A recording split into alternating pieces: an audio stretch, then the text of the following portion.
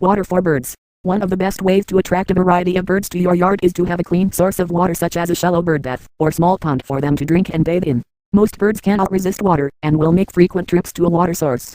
Songbirds usually prefer water close to a protective cover like shrubs or trees. They like the water far enough from vegetation so that they can keep an eye on what is around them, and close enough for them to dive for cover. If they detect predators, they will check out the water from a close by tree and then dive down for a drink or splash. Another consideration in summer is having the water at least partially shaded so it does not get too hot.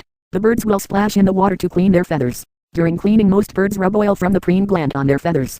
Some do what is called anting, where they rub an ant on their feathers to help fight parasites. This is thought by some to fall under the use of tools and be a sign of intelligence.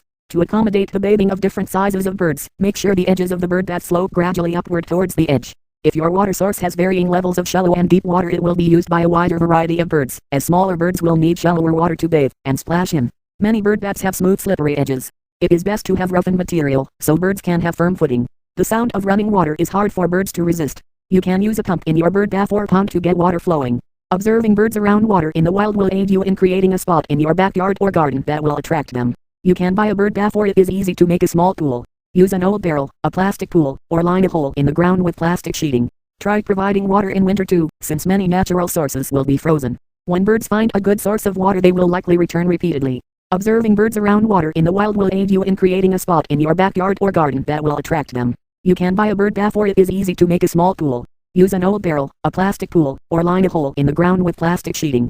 Sugar water. This is great for hummingbirds. Many other birds also like it. Grosbeaks, cardinals, finches, woodpeckers, and chickadees are just a few of the birds that will come to sugar water feeders.